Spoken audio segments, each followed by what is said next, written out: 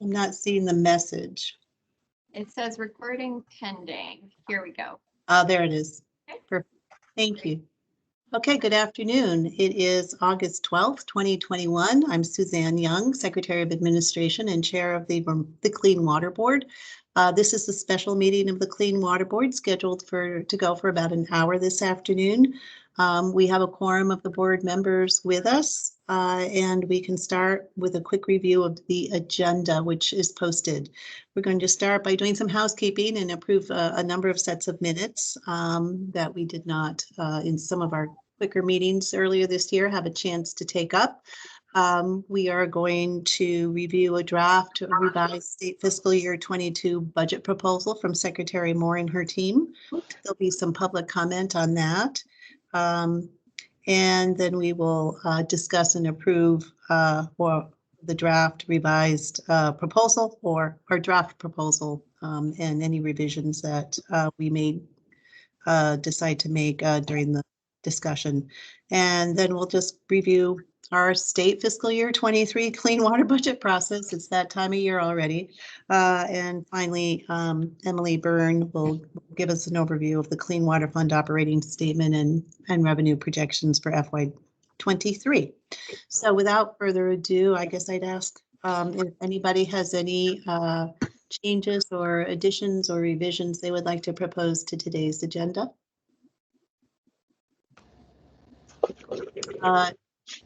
Jim Gibson, you have your hand up. Yes, Suzanne, could you at some point touch on whatever became of the review/audit? Sure, I can give you an overview at the end, an update. It's a very timely question. Anybody else? Okay, hearing none, don't let me close out without giving you a quick update of the RFP for the Clean Water Fund audit that was directed by the legislature. Okay, so we have 4 sets of minutes, the minutes of December 2, 2020, the minutes of January 22, 2021, the minutes of April 19, 2021, and the minutes of June 30, 2021. This is an action item. I don't know if there's a desire. I guess we'll just do them one by one. That'll be simpler. So the minutes of December 2, 2021 are in 2020 are in your packet. I'll entertain a motion to approve. So moved. I'll second. Okay, we have a second. All in favor, please say aye. Aye. Aye. Aye. And Secretary Young, I will abstain since Secretary Tibbetts attended the meeting. I did not, so I don't feel I should vote on those. Okay, well, thank you very much for that. And Secretary Young, Tate Brooks here. I was also not on the board at that point in time, so I will abstain both from this vote and the January 22nd vote. Okay, so I think we have passed or approved the December 2, 2020 minutes, and we'll move on to the January 22, 2021 minutes. I'll entertain a motion to approve those minutes. So moved. Second. All in favor? Aye. Aye. Any abstentions? Agriculture, Diane will abstain. And Tate Brooks will abstain. Any noes? All right, so we've approved the minutes of January 22, 2021. Moving on to April 19, 2021. I'll entertain a motion to approve those minutes. So moved. Second. Do we have a second on those? Second. Great, thank you. Okay, all in favor? Aye. Aye. Aye. Aye. Great. Any noes? Any abstentions? Agriculture will abstain. Thank you, Diane. Just for the record, Diane Bouthfeld is sitting in as Ensign Secretary Tibbett's designee today. Okay, and then we have the minutes for June 30, 2021, and we'll be caught up. Motion to approve. So moved. Second. Second. All in favor? Aye. Aye. Aye. Any noes? Any abstentions? Agriculture will abstain. Thank you. Thank you, Diane. Okay, So we're caught up and we're going to stay caught up. And moving forward, we will make sure that that is always an agenda item. And to the extent we have time, we will do those. So moving on to item 2, we'll turn it over to Secretary Moore, who's going to run through the revised draft fiscal year 22 clean water budget, why we're doing this, and what the proposal from the board is. Thank you. Secretary Moore. Thank you, Secretary Young. Emily, if you're willing to scroll forward to the tabular summary, I can talk through the memo, but would love to, yes, have the numbers in front of people and maybe, yeah, perfect, make it as big as possible. So as many of you are likely aware, in the FY22 budget, the legislature included an appropriation of $10 million to DEC for allocation by the Clean Water Board as part of our FY22 budget process. So obviously we had completed sort of our traditional FY22 project and that budget process. And that's the reason for bringing you all together today, is to look at this additional allotment of funds. This is above and beyond the revenues that generally flow into the Clean Water Fund. And so staff have pulled together a set of recommendations. What we are proposing is to use the ARPA dollars in 3 areas of the budget. And in one instance, those ARPA dollars are actually proposed as a swap for some Clean Water Fund money, which then is further reallocated to other projects that aren't necessarily eligible for ARPA. So starting with the proposed ARPA allocations, the first is an increase of $3.5 million for water quality grants to farmers. And this is really would go into 2 broad areas. The first would be about $2.5 million for use in providing cost share to farmers to implement structural best management practices. So manure pits, silage leachate treatment systems, and the like. $1 million would be used for the Capital Assistance Equipment Program, which provides cost share to farmers who are looking to purchase things like manure injectors and reduced tillage planting equipment. In both instances, these are areas of the Agency of Agriculture's programming that are oversubscribed, meaning that the demand for dollars outstrips the current supply. And the agency has indicated these are dollars that could be put on the ground this year. We have confirmed with Guidehouse, who is the consulting firm that the Agency of Administration has retained, that both of those uses are consistent with the federal guidance that's been provided around ARPA funding. That is true for actually each of the 3 recommendations that are being brought forward today. The next recommendation is the swap, and we are proposing to swap $3.5 million of Clean Water Fund money allocated for stormwater project delivery, planning, and implementation for $3.5 million of ARPA money. Those ARPA dollars are broadly available for work around water infrastructure, and so stormwater tucks neatly into that space. And this then creates capacity, which I'll talk further about in a moment, to reallocate some of those more flexible Clean Water Fund dollars to other priority areas.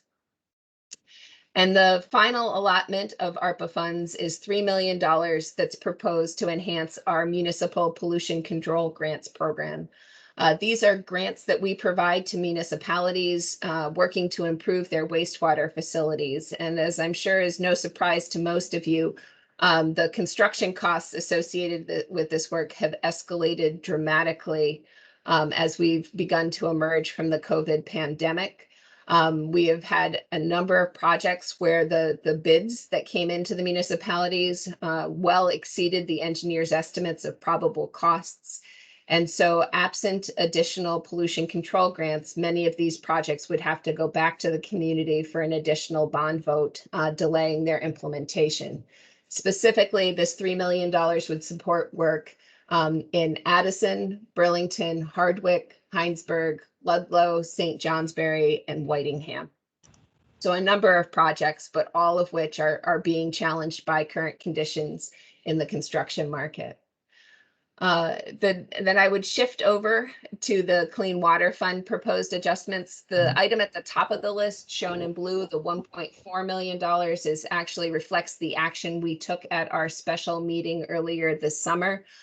These were additional revenues that were realized by the emergency board back in January and have been applied to the water quality grants for partners and farmers, again, in reflection of those cost pressures associated with construction currently. In addition, we are proposing to reallocate $1.5 million to support natural resources restoration projects. Probably the biggest area of this work is the wetland acquisition and restoration program that's being administered by the Fish and Wildlife Department. This is a program that seeks to purchase marginal farmlands and restore the wetlands. It's been largely funded through the Lake Champlain Basin program, and these additional state level dollars will allow us to amplify the impact of that work. We are also proposing to reallocate $1.5 million of Clean Water Fund revenues to what is a sort of a new line item, at least that's the way it's going to look in the chart, which is the Municipal Mitigation Assistance Effort.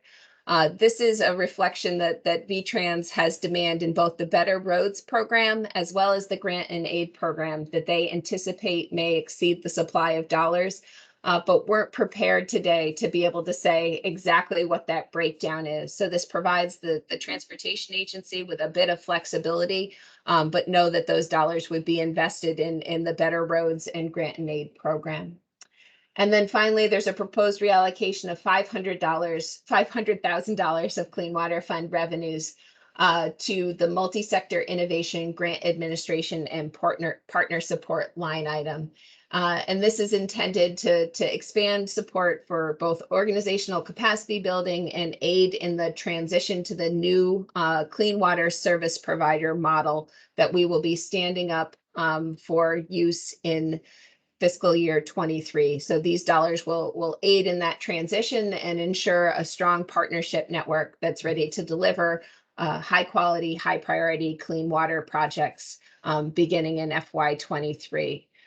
Just as a point of reference for the board, within the allocation provided by the legislature in the 22 budget, there is $10 million committed to the work of clean water in FY23 and an additional $10 million in FY24. So this will be the first of 3 years of this enhanced funding available to accelerate our work. And I can pause there, Emily, take questions if you want to go back to sort of the full screen display, and know that Joe and Diane can help answer if there are questions about either the water quality grants to farmers or the municipal mitigation monies. Thank you, Secretary Moore. So let's open it up to the board questions, but perhaps we could start with Secretary Flynn or Deputy Secretary Diane, and see if you have anything you want to add before you take questions. I really wouldn't have anything to add. I think as Secretary Moore said, we have a belief that the traction for these grants will probably exceed what the original allotment was, and that was the reason for the request of the redistribution, if you will. And if the committee or anybody on the call is interested in a more detailed report of the number of towns, and we certainly can provide that. Okay, thank you. Diane? Secretary Young, thank you. The agriculture, the demand for these two granting programs, the best management practices and the capital equipment assistance grants, are usually more than we have to fund. So this would be greatly appreciated. We are also starting to see some cost overruns and certainly delays on especially the best management practices. It's not a lot of detail yet. The delays are slowing the invoices coming in, but we are hearing from our engineers in the field that cost overruns are occurring as well on many of these projects. So both unmet demand, but also some cost overruns are coming in. So yes, we will be able to expend these funds in this fiscal year.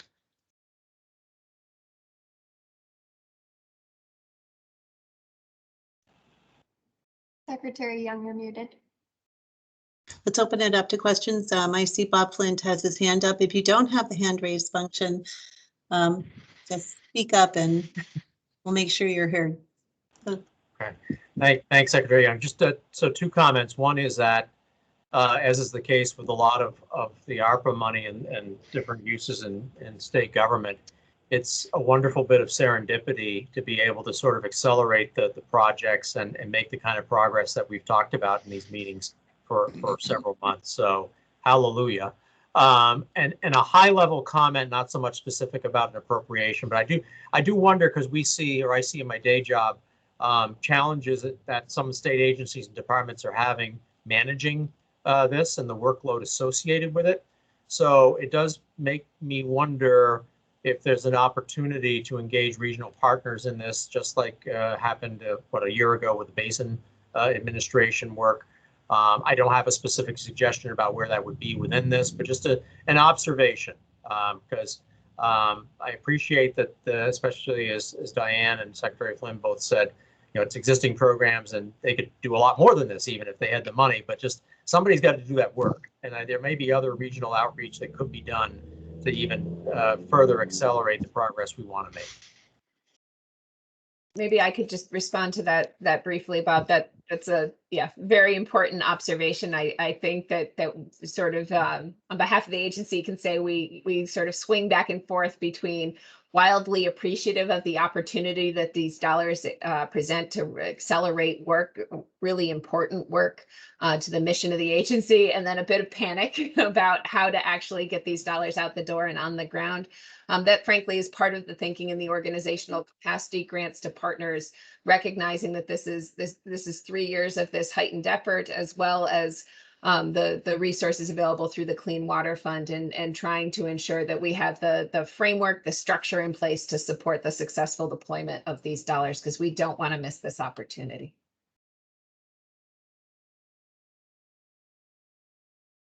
Are there any other questions?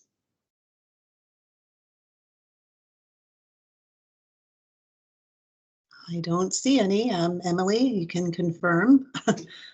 I do not see any hands raised or Okay. chats. So I think before we move to discussion, we have inserted a public comment period here.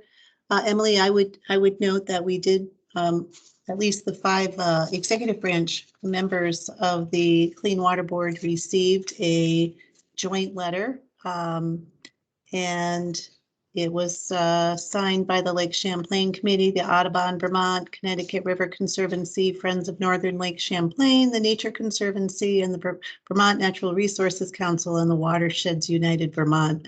So we made sure to put that letter into the board packet so you would have an opportunity to reflect on their comment. And with that, I think I'm going to turn it over to Emily, because she did such a good job identifying those folks who would like to make comment before we move on to the board discussion. Sure. If anybody who is in attendance would like to comment, please either raise your hand or indicate that in the chat.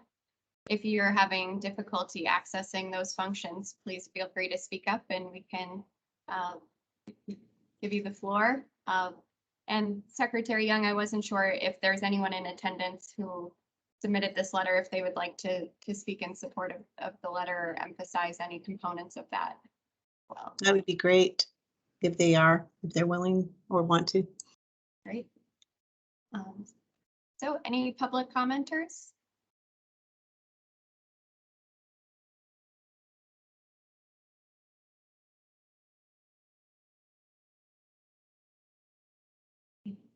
I do not see anything on my end so far. In case of a technical glitch, anyone can feel free to speak up if your hand is not showing. Oh, I do see a notification, but I can't for some reason see who it is that's raising their hand. My apologies. Gilberachi. Oh, it's Yes, I'm listed as Deborah. That's my my NRCS name. It's Jill Arashi from the Vermont Association of Conservation Districts. I wanted to confirm what the agencies have been presenting from our experience on the ground. And last time I used an agriculture example, so this time I'll use a stormwater project example. Our State Natural Resources Conservation Council received a block grant from DEC to support stormwater and natural resources projects and 3-acre permit projects. And we had a very early round as soon as we had the agreement signed. And the whole amount is already oversubscribed with the applications we received. That was a grant expected to be spent over a 2-year period. And the requests were probably about, and we only gave people like 2 weeks to put their proposals together. And these are either, some of them are shovel ready, some of them are design phase, and some of them are initial design phase, for 30% design phase. But there's a couple of $400,000 shovel ready projects that have been funded. The design has been funded through these block grants in past years, and they're ready to be put on the ground. So we're going to be coming back to DEC and saying, help, what do we do? Because we actually already don't have enough money to fund these great projects that are available.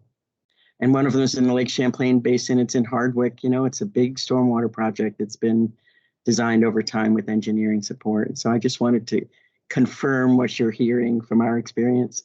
Thank you. Thank you, Jill. Are there any other attendees who wish to comment?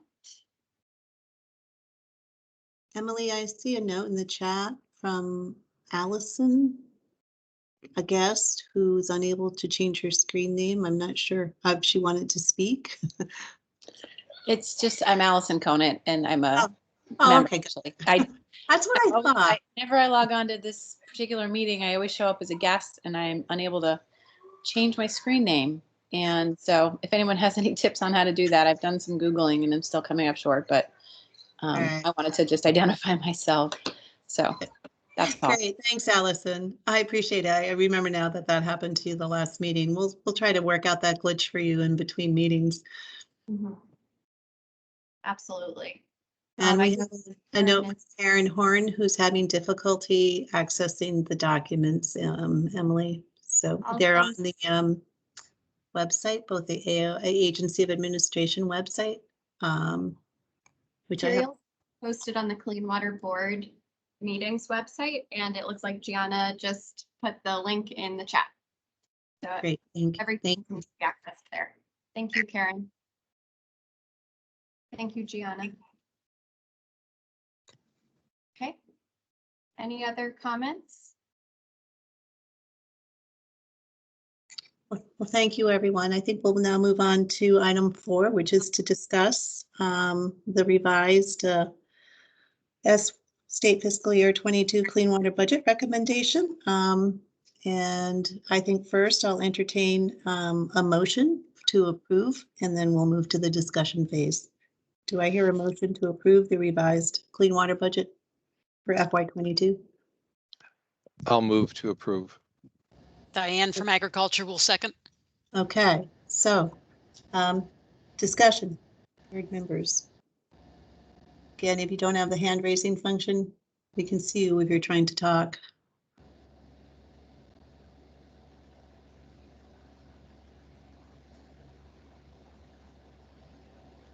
Is Jim trying to speak? No? Okay.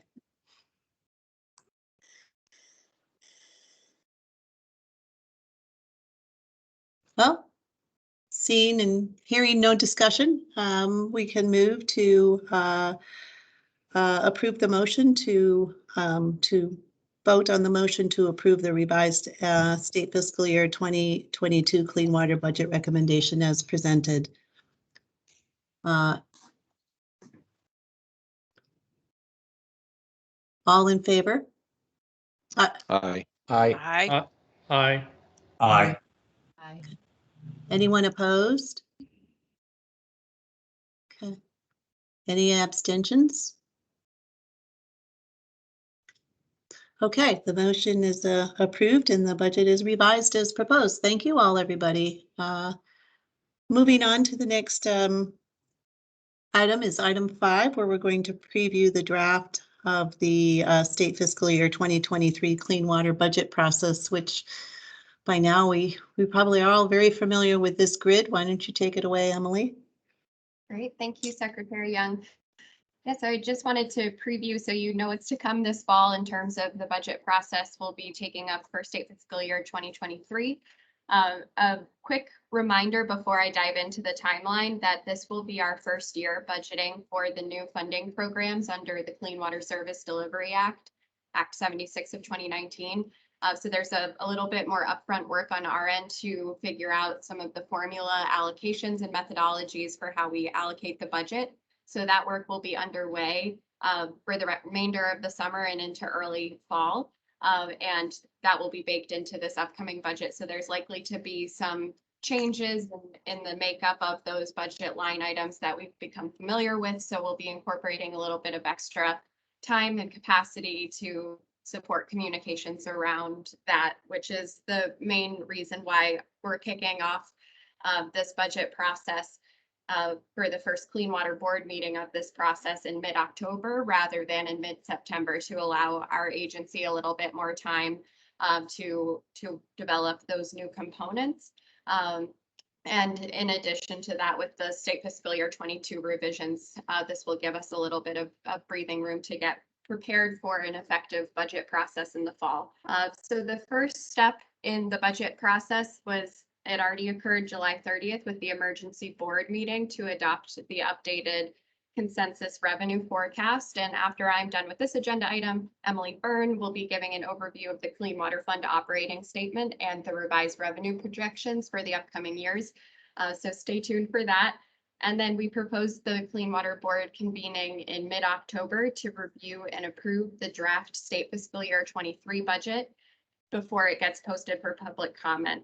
And then from October 19th to November 19th, concluding ahead of the week of Thanksgiving, holding a public comment period where we'd collect public comment through an online questionnaire, as well as holding a public hearing where folks can attend and voice their comments verbally as well. Then the Clean Water Board, we would prepare the public comments and summarize themes for you to review in late November, and then hold a Clean Water Board meeting in mid-December to review the public comment, discuss any adjustments that you may want to make as a result of public comment before making your final budget recommendation. And then the Clean Water Board recommended budget would be transmitted to the Agency of Administration in mid-December and baked into the budget targets that Agency of Administration issues for the agencies from the Clean Water Fund and Capital Bill. I should probably update this to also include ARPA. So this will include an additional $10 million of American Rescue Plan Act funds as well. And then that will be baked into the governor's proposed budget in early January and go through its typical legislative review over the course of the legislative session. And then we typically hold a Clean Water Board meeting in the February timeframe to check in on how revenue is projecting and if we need to make any adjustments to either the current year or the upcoming budget based on those findings. So that's a quick overview of what's to come for state fiscal year 23.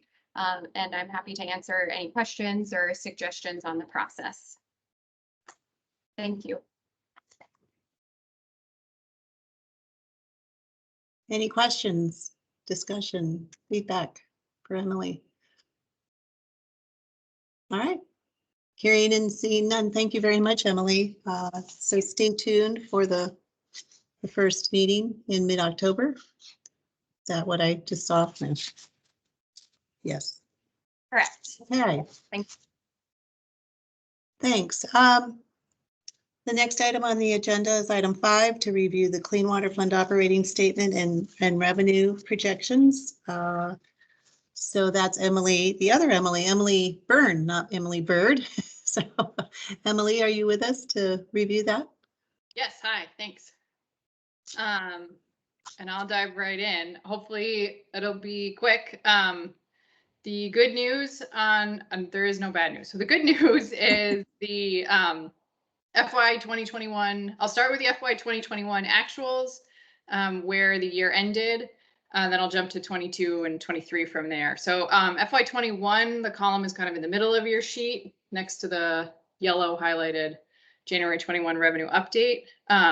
all the revenue streams came in over budget. You'll remember there was a lot of adjusting throughout the COVID period, but the sort of last emergency board update in January, the revenues were better than projected in January. You'll note that there's a significant increase in the property transfer tax compared to where it was in FY 2020. I'm sure everybody is aware that there have been a lot of folks moving to Vermont and a lot of property transactions that have happened over the last 18 months, give or take. So there has been a significant increase in that. We'll touch on it when I get to the other two, but you'll notice that in 23 and 24, that starts to drop off. The economists believe that that's sort of a one-time anomaly. And then the meals and rooms tax turned it out to do pretty well. Just as a reminder, it only started coming to the Clean Water Fund in 2020 and only for a part of the year. So comparing it to 2020 actuals, there's a big increase over that, but that's sort of a factor of it was new and it wasn't for the full fiscal year. So the result of this additional revenue is $2.3 million above the appropriations that were adopted in October of 2020. Again, we had to finalize the budget last year. We had that 1 quarter budget thing and then adopted the full budget later in the fall. And that 2.3 million shows at the down on the bottom. You'll notice the 1.4 million that was adopted in July gets appropriated in the FY22 stream. So I'll jump over to FY22. So there's almost a $2 million increase in anticipated revenue in FY22 as compared to what was adopted in January. If you go down to line U, that's where the $1.4 million that was allocated in June shows up. I'll note that the motion that was adopted in June stated 1.4 million, not 1.442, et cetera, but the motion that was just adopted includes that. This 22 column also does not include the adjustments that were just adopted by the board. So when you see this 22 column in the next meeting, it will have those changes that were just adopted included. So what this results in is sort of a net on the bottom line projected at the end of FY22 of $4.3 million. And practice has been is that this $4.3 million gets rolled into the next year's budget process. So for FY 2023 purposes, that can sort of be considered as available funds. And then again, sort of to touch base on, obviously there's no appropriations filled in yet. That will be the forthcoming process this fall, but from a revenue position, the projected property transfer tax again is down slightly, but meals and rooms tax is projected to go up. But net overall, there's slightly less funds projected in FY23 than there currently are in FY22, but that is offset by the one-time funds, if you will, of additional revenue on the bottom line in the FY 2022 budget based on the new revenue projections and the additional revenue collected in FY 2021. Hopefully that makes some sense. And then I thought just for context, I'd put FY24 on there because there's a similar situation with a sort of continuing leveling off of the property transfer tax net against some more increase in the meals and rooms tax, but the meals and rooms tax increase doesn't make up for that sort of drop of the property transfer tax. That's all I got. Thank you, Emily. So we can open this up for questions from the board members. So please raise your hand or speak up.